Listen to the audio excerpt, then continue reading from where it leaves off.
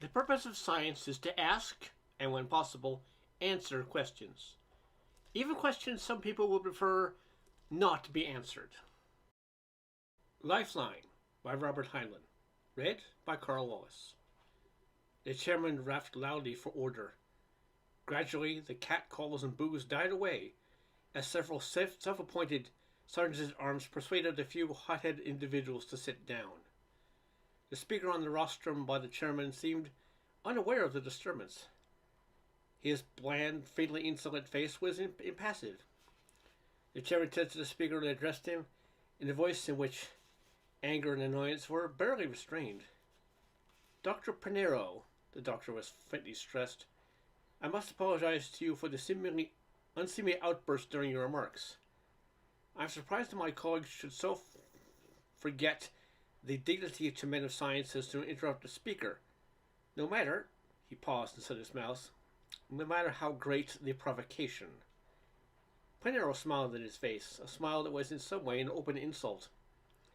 The chairman visibly controlled his temper and continued. I am anxious that the program be concluded decently and in order. I want you to finish your remarks. Nevertheless, I must ask you to refrain from affronting our intelligence with ideas that any educated man knows to be fallacious. Please confine yourself to your discovery, if you have made one. Pinero spread his fat white hands, palms down. How can I possibly put a new idea into your heads if I do not first remove your delusions? The audience stirred and muttered. Someone shouted from the rear of the hall. Throw the charlatan out. We've had enough. The chairman pounded his gavel. Gentlemen, please, then to Pinero. Must I remind you you are not a member of this body and that we did not invite you? Pinero's eyes lifted. So? I seem to recall an invitation on the letterhead of the academy. The chairman chewed his lower lip for replying. True. I wrote an invitation myself. But it was a request of one of the trustees, a fine public spirited gentleman, but not a scientist, not a member of the academy. Pinero smiled his irritating smile. So, I should have guessed. Oh, old Bidwell, not so, of amalgamated life insurance? And you wanted his trained seals to expose me as a fraud, yes? For if I can tell a man the day of his own death, no one will buy his pretty policies. But how can you expose me if you will not listen to me first? Even supposing you had the wit to understand me. Bah! He sent jackals to tear down a lion. He deliberately turned his back on them. The muttering of the crowd swelled, and it took on a vicious tone. The chairman cried vainly for order. Then arose a figure in the front row. Mr. Chairman! The chairman grasped the opening and shouted, Gentlemen, Dr. Van Reinschmidt has the floor. The commotion died away. The doctor cleared his throat, smoothed the forelock of his beautiful white hair, and thrust one hand into a side pocket of his shortly tailored trousers. He assumed his women's club manner. Mr. Chairman, fellow members of the Academy of Science, let us have tolerance. Even a murderer has the right to have his say before the state exacts its tribute. Should we do less? Even though one may be intellectually certain of the verdict? I grant Dr. Pinero every consideration that should be given by this august body to any unaffiliated colleague, even though, he bowed slightly in Pinero's direction, we may not be familiar with the university which bestowed his degree. If what he has to say is false, it cannot harm us. If what he has to say is true, we should know it. His mellow, cultivated voice rolled on, soothing and calming. If the eminent doctor's manner appears a trifle inurbane for our tastes, we must bear in mind the doctor may be from a place, or a stratum, not so meticulous in these little matters. Now our good friend and benefactor has asked us to hear this person and carefully assess the merit of his claims. Let us do so with dignity and decorum. He sat down to a rumble of applause, comfortably where he enhanced his reputation as an intellectual leader. Tomorrow the papers would again mention the good sense and persuasive personality of America's handsomest university president. Who knows? Perhaps old Bidwell would come through with that swimming pool donation. When the applause had ceased, the chairman turned to where the center of the disturbance sat, hands folded over his little round belly, face serene. Will you continue, Dr. Pinero? Why should I? The chairman shrugged his shoulders. You came for that purpose. Pinero rose. So true, so very true. But was I wise to come? Is there anyone here who has an open mind, who can stare a bare fact in the face without blushing? I think not. Even that so beautiful gentleman who asked me to hear me out has already judged me and condemned me. He seeks order, not truth. Suppose truth defies order. Will you accept it? Will you? I think not. Still, if I do not speak, you will win your point by default. The little man in the street will think that your little men have exposed me, Pinero, as a hoaxer, a pretender. That does not suit my plans. I will speak. I will repeat my discovery. In simple language, I have invented a technique to tell how long a man will live. I can give you advanced billing of the age of death. I can tell you when the black camel will kneel at your door. In 5 minutes' time with my apparatus, I can tell you, any of you, how many grams of stand are still left in your hourglass. He paused and folded his arms across his chest. For a moment, no one spoke. The audience grew restless. Finally, the chairman intervened. You aren't finished, Doctor? What more is there to say? You haven't told us how your discovery works. Pinero's eyebrows shot up. You suggest I should turn over the fruits of my work for children to play with. This is dangerous knowledge, my friend. I keep it from the man who understands it myself. He tapped his chest. How are we to know you have anything back of your wild claims? So simple. You send the committee to watch me demonstrate. If it works, fine. You admit it and tell the world so. If it does not work, I am discredited and will apologize. Even I, Pinero, will apologize. A slender, stoop-shouldered man stood in the back of the hall. The chairman recognized him and spoke. Mr. Chairman, how can the eminent doctor seriously propose such a course? Expect us to wait around for 20 or 30 years for someone to die and prove his claims? Pinero ignored the chairman and answered directly. Fa! Such nonsense. You are so ignorant of statistics, you do not know that in any large group there is at least one who will die in the immediate future? I make you a proposition. Let me test each one of you in this room, and I will name the man who will die within a fortnight.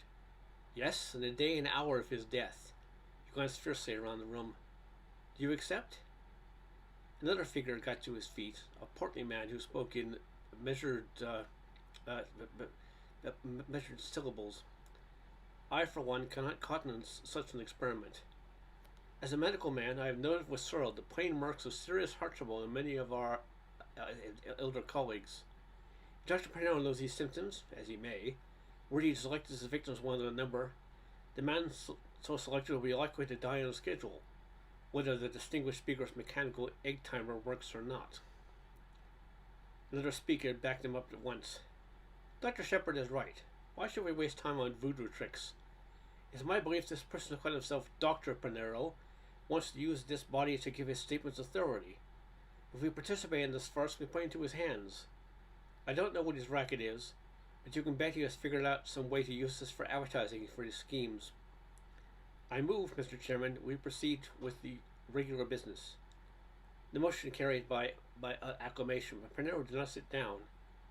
Amidst cries of order, order, he shook his untidy head at them and had his say. Barbarians, imbeciles, stupid dolts. Your kind have blocked the recognition of every great discovery since time began. Such ignorance are enough to start Galileo spinning in his grave. That fat fool down there twiddling his elk stew called himself a medical man. Witch doctor would be a better term. That little bald-headed runt over there. You style yourself a philosopher, prate about life and time in your neat categories. What do you know of either one? How can you ever learn when you won't examine the truth when you have a chance? Fa! He spat upon the stage. You call this an Academy of Science? I call it an Undertaker's Convention, interested only in embalming the ideas of your red-blooded predecessors. He paused for breath and was grasped on the side by two members of the platform committee and rushed out the wings. Several reporters arose hastily from the press table and followed him. The chairman declared the meeting adjourned. The newspaper one caught up with him as he was going up at the stage door. He walked with a light, springy step and whistled a little tune. There was no trace of the belligerence he had shown a moment before. They crowded about him. How about an interview, Doc?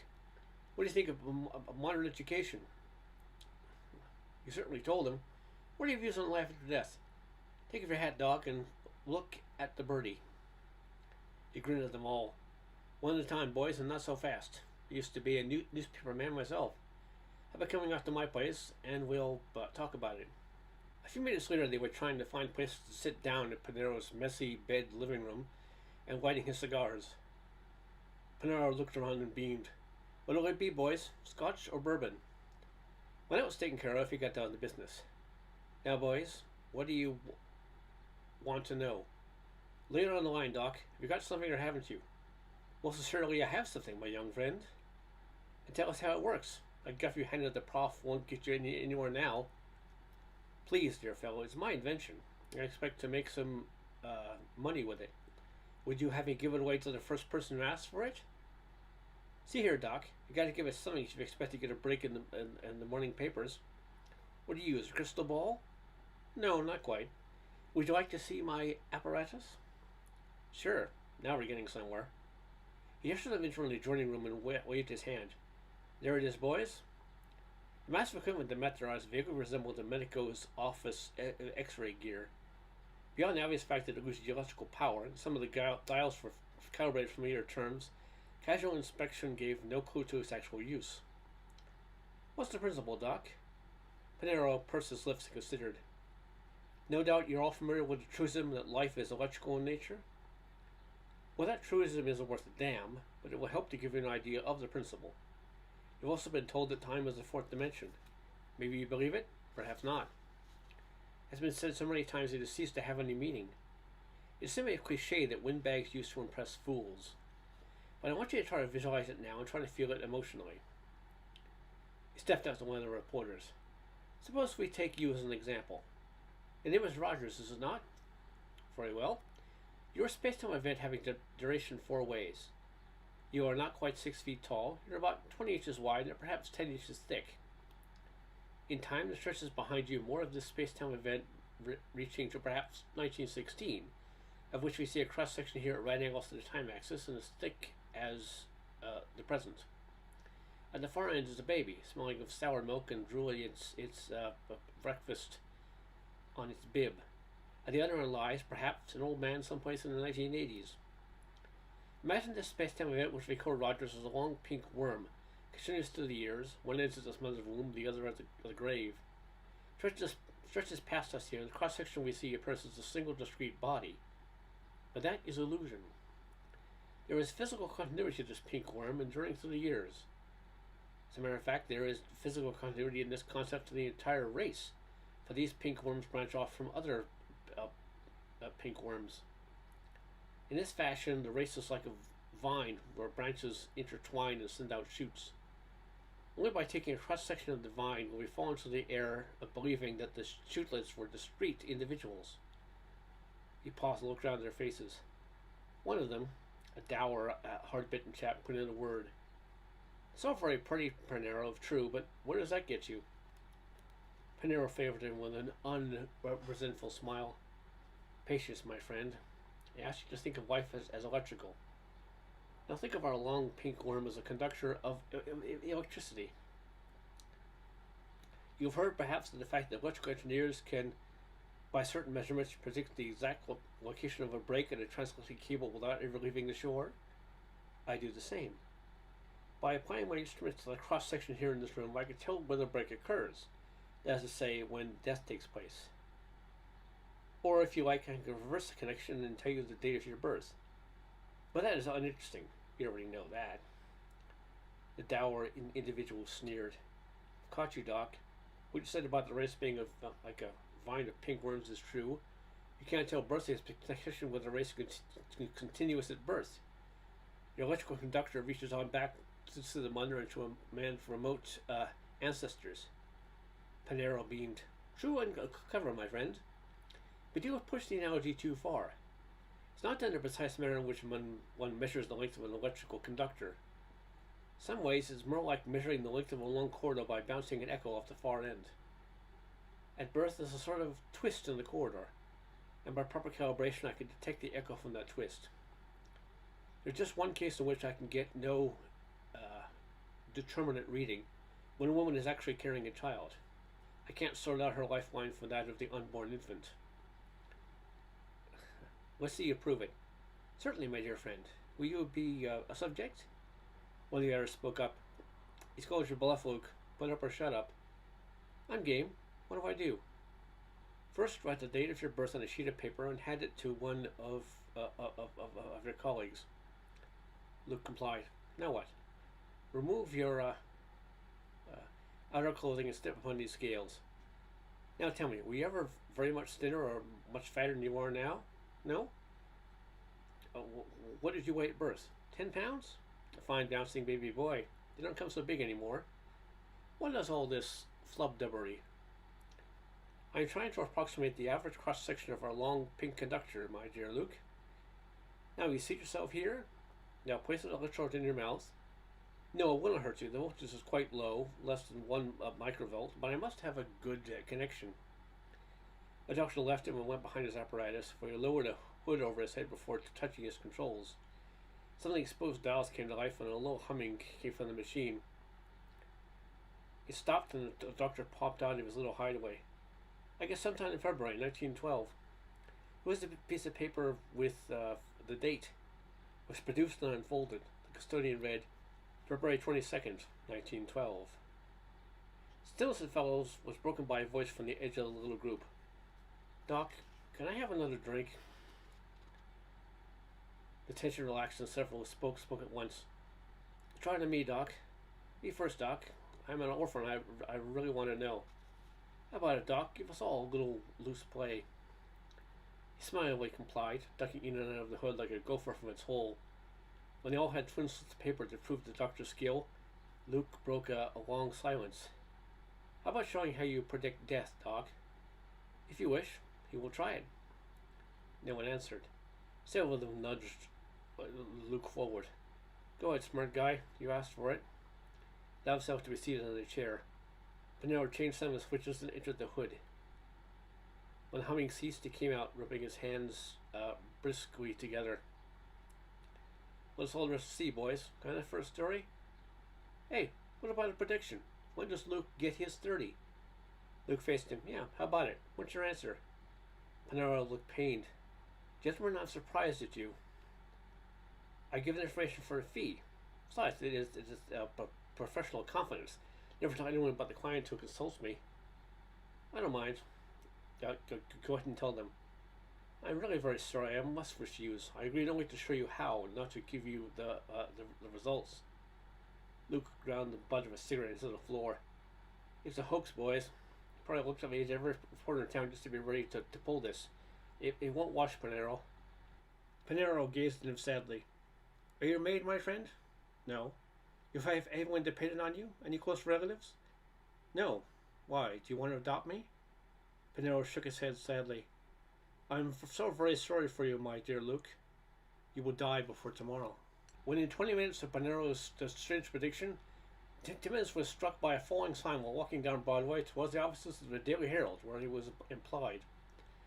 Dr. Panero declined to comment, but confirmed the story that he predicted Timmins' death by means of his so-called chrono vitameter. Chief of Police Roy, does the future worry you? Don't waste money on fortune tellers. Consult Dr. Hugo Panero, bioconsultant, to help you plan for the future by invaluable scientific methods. No hocus pocus, no spirit messages. $10,000 bond posted or forfeit to back our predictions. Circular on request. Sands of Time Incorporated. Majestic Building, Suite 700. Legal notice. To whom it may concern, greetings. I, John Cabot Winthrop III, of the firm Winthrop, Dittmers, and Winthrop, attorneys at law, do affirm that Hugo Panero of this city did hand to me $10,000 in lawful money in the United States, and instruct me to place in escrow with a chartered bank of my selection with escrow instructions as follows. The entire bond shall be forfeit and shall forthwith be paid to the first client of Hugo Panero and or Sands of Time Incorporated, who shall exceed his life tenure as predicted by Hugo Panero by 1%, or to the estate of the first client who shall fail of such predicted tenure in a like amount, whichever occurs first in point of time. I do further affirm I have this day placed this bond on escrow with the above related instructions with the Equitable First National Bank of this city. Subscribed and sworn, John Cabot, Winthrop III. Good evening, Mr. and Mrs. Radio Audience. Let's go to press. Flash. Hugo Panero, the miracle man from nowhere, has made his 1000th death prediction without a claimant for the reward he posted for anyone who catches him failing to call the turn. With 13 of his clients already dead, it is mathematically certain he has a private line to the main office of the old man with the scythe. That is one piece of news I don't want to know before it happens. Your coast-to-coast correspondent will not be a client of Prophet Panero. The Jess's watery baritone cut through the stale air of the courtroom. Please, Mr. Weems, let us return to our buttons. This court granted your prayer for a temporary restraining order, and now you ask it to be made permanent. In rebuttal, Mr. Panero claims you were prevented no cause and asks the injunction be lifted, and order your client to cease from attempts to interfere with what Panero describes as a simple lawful business. As you are not addressing a jury, please omit the rhetoric and tell me in plain language why I should not grant his prayer. Mr. Weems jerks his chin nervously, making his flabby gray do-up drag across his high stiff collar, and resumed. May it please the Honorable Court, I represent the public. Just a moment. I thought you were appearing for amalgamated life insurance. I am, Your Honor, in a formal sense. In a wider sense, I represent several of the major assurance, fiduciary, and financial institutions, your stockholders and policyholders who constitute a majority of the citizenry. In addition, we feel that we protect the interests of the entire population. I thought that I've represented the public, observed the judge dryly. I'm afraid I must regard you as appearing for your client of record. But continue. What is your thesis? The elderly barrister attempted to swallow his Adam's apple to make out again. Your Honor, we contend that these are two separate reasons why this conjunction should be made permanent, and further, each reason is sufficient alone. In the first, this person is engaged in the practice of soothsaying, an occupation prescribed both in common law and statute. He is a common fortune teller, a vagabond charlatan who preys on the gullibility of the public. He's cleverer than the ordinary gypsy palm reader, astrologer, or table tipper, and to the same extent more dangerous.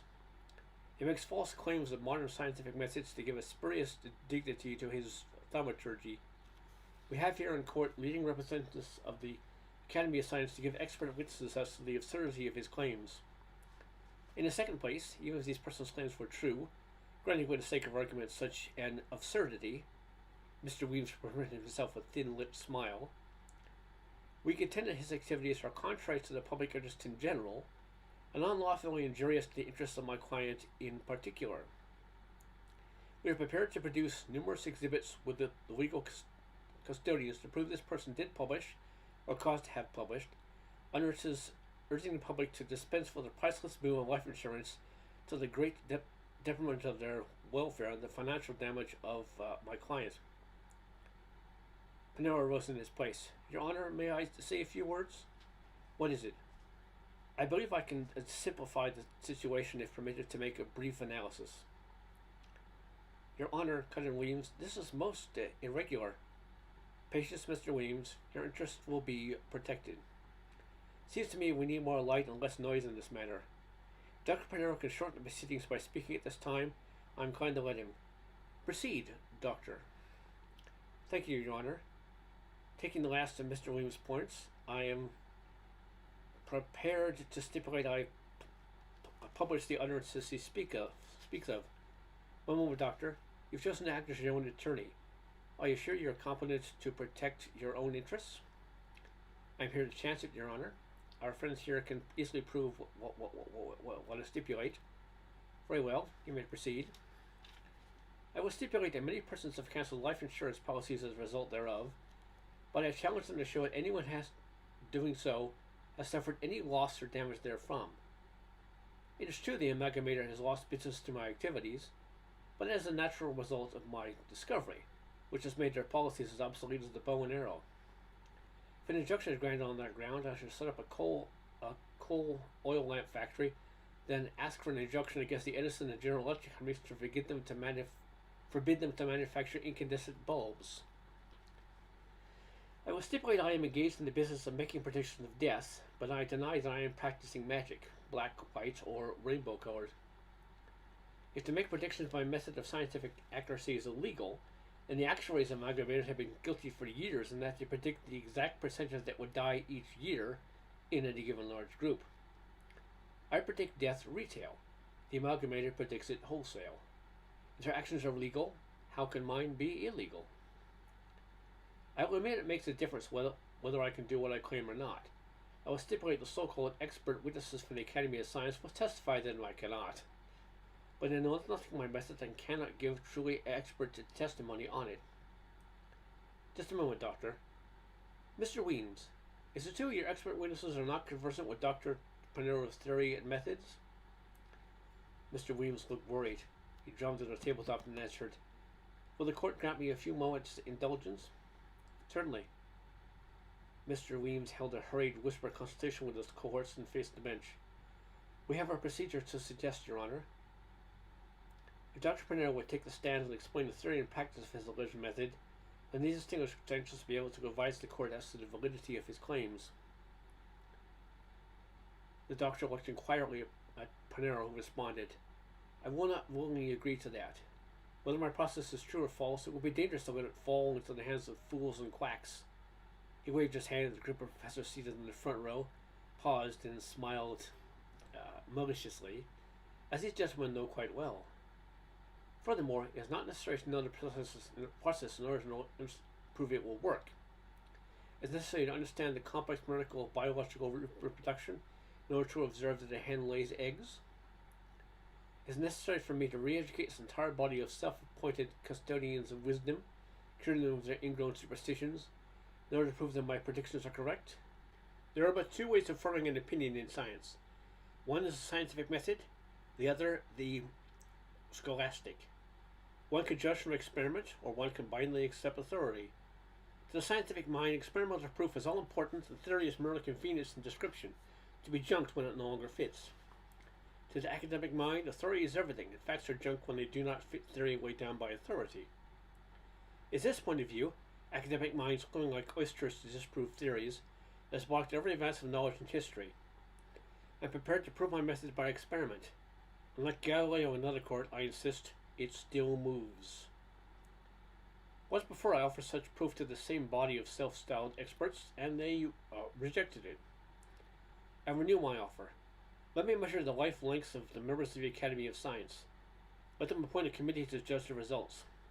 I will see my findings in two sets of envelopes. On the outside of each envelope of one set will appear the name of a member, on the inside the date of his death. In the other envelopes I will place names, on the outside I will place dates. Let the committee place the envelopes in a vault, then meet from time to time to open the appropriate envelopes. In such a large body of men, some deaths may be expected, if amalgamated actuaries can be trusted, every week or so. In such a fashion, they will accumulate data very rapidly to prove if Panero is a liar or no. He stopped and pushed out his little chest until it almost caught up with his little round belly. He glared at the sweating savants. "Well?" The judge raised his eyebrows and caught Mr. Weems' eye. "Do you accept?" "Your Honor, I think the proposal highly improper." The judge cut him short. "I warn you I shall rule against you if you do not accept or propose an equally reasonable method of arriving at the truth." Weems opened his mouth, changed his mind, looked up and down the faces of warned witnesses and faced the bench. "We accept, Your Honor." "Very well. Arrange the details between you. The temporary injunction is lifted, and Dr. Panero must not be molested in pursuit of his business. Decision on the petition for a permanent injunction reserved without prejudice pending the accumulation of interest. Before I leave this matter, I wish to comment on the theory implied by you, Mr. Weems, when you claim damage to your client. There has grown up on the minds of certain groups in this country the notion that because a man of corporation has made a profit out of the public for a number of years, the government and the courts are charged with the duty of guaranteeing such profit in the future, even in the face of changing circumstances and contrary public interest. This strange doctrine is not supported by statute nor common law. Neither individuals nor corporations have any right to come into court and ask that the clock of history be stopped or turned back for their private benefit. That is all." Bidwell grunted in annoyance. Weems, if you can't think of anything better than that, Amalgamated is going to need a new chief authority. It's been 10 weeks since you lost the injunction, and that little wart is coining money hand over fist. Meantime, every insurance firm in the country is going broke. Hoskins, what's our loss ratio? It's hard to say, Mr. Bidwell. It's worse every day. We've paid out 13 big policies this week, all of them taken out since Panero started operations. A spare little man spoke up. I say, Bidwell, we're not accepting any new applications for United until we have time to check and be sure they have not consulted Panero. Can't we afford to wait until the scientists show him up? Bidwell snorted. You blasted optimist. They won't show him up. Can't you face a fact? The fat little blister has got something. How, I don't know. This is the fight to the finish. If we wait, we're licked. He threw his cigar into a cuspidor and bit savagely into a fresh one. Clear out of here, all of you. Handle this my own way. You two, Aldrich. Neither may wait, but Amalgamated won't. Williams cleared his throat apprehensively. Mr. Bidwell, I trust you will consult with me before embarking on any major change in policy? Bidwell grunted. He filed out. When they were all gone and the door closed, Bidwell snapped the switch of the intercom. Okay, send him in. The outer door opened. A slight, dapper figure stood for a moment at the threshold. His small, dark eyes glanced quickly around the room before he entered, and he moved over to Bidwell with a quick, soft tread. He spoke to Bidwell in a flat and emotionless voice. His face remained impassive except for the live animal eyes. You want to talk to me? Yes. What's the proposition? Sit down and we'll talk. Panero met the young couple at the door of his inner office. Come in, my dears, come in, sit down. Make yourselves at home. Now tell me, what do you want of Panero? Surely such young people are not anxious about the final roll call? The boy's honest young face showed slight confusion. Well, you see, Dr. Panero, I'm Hartley. This is my wife, Betty. We're going to have, that is, Betty's expecting a baby, and well, Panero smiled benignly. I understand. You want to know how long you will live in order to make the best possible provision for the youngster. Quite wise. Do you both want readings or just yourself? The girl answered. Both of us, we think. Panero beamed at her. Quite so, I agree. Your reading presents certain technical difficulties at this time, but I can give you some information now and more later after your baby arrives. Now come into my laboratory and we'll commence. He rang for their case histories and showed them into his workshop. Mrs. Hartley first, please. You go behind that screen and remove your shoes and your outer clothing. Remember, I'm an old man. You're consulting as you would a physician. Turned away and made some minor adjustments of his apparatus. Ed nodded to his wife, was sit behind the screen and reappeared all at once, clothed in 2 wisps of silk. Panero glanced up, noting her fresh young prettiness and her touching shyness. This way, my dear. First, Miss Wayu. There. Now take your place on the stand. The selection in your mouth? No, Ed. You mustn't touch her while she's in the circuit. It won't take a moment. Remain quiet. He dove under the machine's hood and the dial sprang into life. Very shortly he came out with a perturbed look on his face. Ed, did you touch her? No, Doctor. Panero ducked back again and remained a little longer. When he came out this time he told the girl to get down and dress. He turned to her husband. Ed, make yourself ready. What's Buddy's reading, Doctor? There's a little difficulty. I want to test you first. When he came up from taking the youth's reading, his face was more troubled than ever. Ed inquired as to his trouble. Panero shrugged his shoulders and brought a smile to his lips. Nothing to consider, my boy. A little mechanical misadjustment, I think. But I shan't be able to give you your readings today. I shall need to overhaul my machine. Can you come back tomorrow? Why, I think so. Say, I'm sorry about your machine. I hope it isn't serious. It isn't, I'm sure. Will you come back into my office and visit for a bit? Thank you, Doctor. You're very kind. But Ed, I've got to meet Ellen. Panero turned the full force of his personality on her. Would you grant me a few moments, my dear young lady? I'm old and like the sparkle of young folks' company. I get very little of it. Please. Nothing gently into his office and seated them. Then he ordered lemonade and a cookie sent sent in, ordered some cigarettes, and lit a cigar. 40 minutes later, Ed listened entranced, while Betty was quite evidently acutely nervous and anxious to leave. As the doctor spun out a story concerning his adventures as a young man in Tierra del Fuego. When the doctor stopped to relight his cigar, she stood up. Doctor, we really must leave. Can we hear the rest tomorrow? Tomorrow? There will not be time tomorrow. But you're having time today. Your secretary has rung 5 times. Couldn't you spare me just a few more minutes? I really can't today, Doctor. I have an appointment. There was someone waiting for me. There was no way to induce you? I'm afraid not. Come, Ed. After they had gone, the doctor stepped to the window and stared out over the city. Presently, he had picked out 2 tiny figures as they left the office building. He watched them hurry to the corner, waited for the lights to change, and stared across the street. When they were partly across, there came the scream of a siren. 2 little figures hesitated, started back, stopped, and turned. Then the car was upon them. As the car slammed to a stop, they showed up from beneath it. No longer 2 figures, but simply a limp, unorganized heap of clothing. Presently, the doctor turned away from the window. Then he picked up his phone. Cancel my appointments for the rest of the day. No, no one. I don't care. Cancel them. And he sat down in his chair. His cigar went out. Long after dark he held it, still unlit. Panero sat down at his dining table and contemplated the gourmet luncheon spread before him.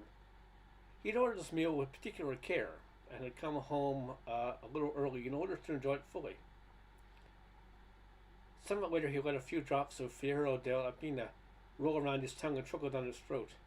The heavy, fragrant syrup warmed his mouth, reminding him of the little mutton flowers of which he was named. He sighed. It had been a good meal, an exquisite meal, and it justified the exotic liqueur. His musing was interrupted by a disturbance at the front door. The voice of his elder maidservant was raised in remonstrance. Heavy male voice interrupted her. Commotion moved down the hall and the dining room door was pushed open. No, the master is eating. Never mind, Angela. I have time to see these gentlemen. You may go. Panero faced the surly-faced spokesman of the intruders. You have business with me, yes? You bet we have. These people have had enough of your damn nonsense. And so? The caller did not answer at once. A small, dapper individual moved up behind him and faced Panero. We might as well begin. The chairman of the committee placed the key in the lockbox and opened it. Winslow, will you help me pick out today's envelopes? He was interrupted by a touch on his arm. Dr. Baird, you're wanted on the phone. Very well. Bring the instrument here. When it was fetched, he placed the receiver to his ear. Hello? Yes. Speaking. What? No, we have heard nothing. Destroyed the machine, you say? Dead? How? No. No statement, none at all. Call me later. He slammed the instrument down and pushed it from him. What's up? Who's dead now? Baird held up one hand. Quiet, gentlemen, please. Panero was murdered a few months ago in his home. Murdered? They did it all. But at the same time, vandals broke into his office and smashed his machine. No one spoke at first. The committee members glanced around each other. No one seemed anxious to be the first to comment.